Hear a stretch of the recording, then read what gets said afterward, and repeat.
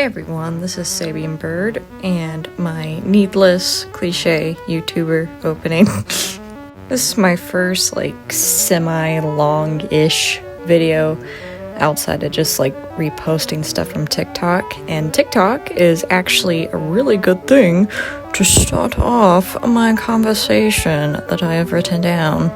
And what we're covering today is something that I have appointed in my head as the art of over-attachment. Now, I'm not sure if any of you are actually from my TikTok account. I'm pretty small on both my YouTube and my TikTok. I only have 3,000 on my TikTok. I don't have 1,000 here even. And one of the main things I've noticed trying to gain a art platform on social media, but there especially, is the completely obtuse understanding of emotional connection towards art and art in general in this day and age.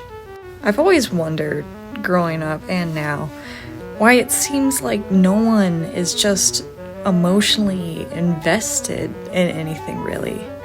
For example, I was part of a little artist group, a little art class when I was younger, and I noticed that no one there even was really invested into their characters as people or just well-written characters. Most of them, not all of them, but most of them, they made these characters to be attractive. They made them to be pawns for social media, for Instagram or whatever they were using to gain traction because they were pretty, they were attractive.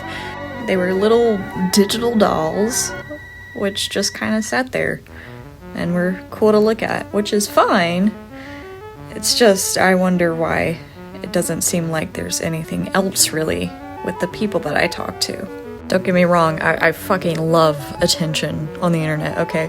I love it so much. I love it like a fucking middle-aged mom loves a pool boy, okay? But there was nothing behind these characters. There's been a lot of controversy in the art community recently, in recent years. I'm sure you've seen it if you've been online for 3 seconds. Can you separate art from an artist? AI art, quotation marks. If you can write things without condoning those things. And I've seen people say that, yeah, you can write things without condoning it, and that I totally agree with. But I've seen a lot of people, especially on TikTok, I know I've been mentioning TikTok a lot, no, you love to hear that buzzword, but that they can consume any media that they want and they're just not affected by it. And to that I say, why the hell are you consuming this media if you're not affected by it in any way, if you're not gaining any sustenance from this piece of media? And TikTok, Instagram, YouTube, whatever the hell, I can say firsthand that it has done amazing things for the art community, and it has also completely damaged things in the art community. We live in a very fast society.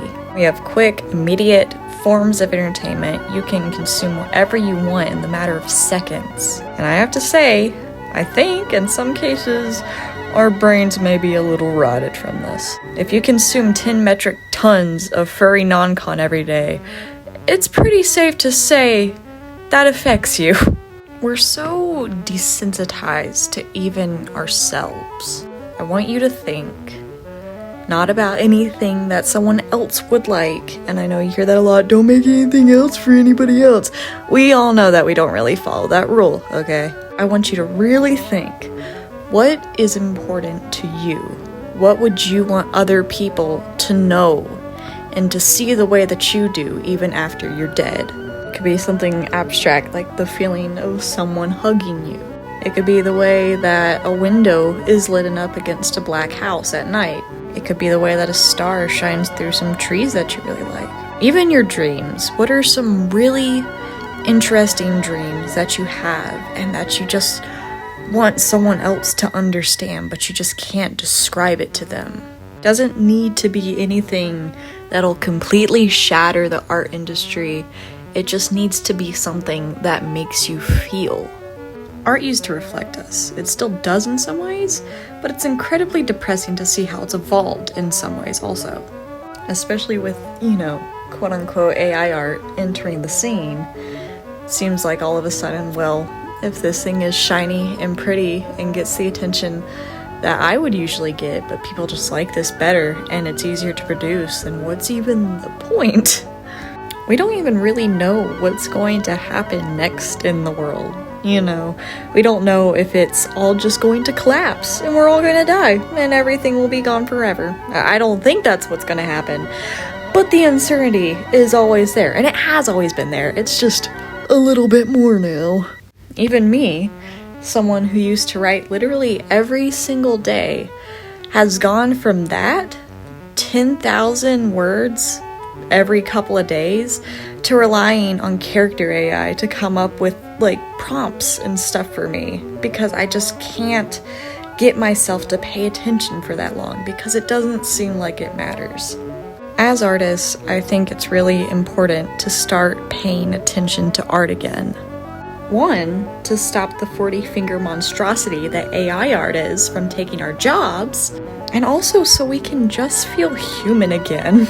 So I think it'd be good for just a couple minutes of the day to just start getting offline just for a while and just go outside and see what's important to you and either write that down or doodle it or do whatever the fuck you want. It doesn't matter as long as it's there. Just take a while from the endless catalog of things and actually observe. Or don't. I don't really care either way.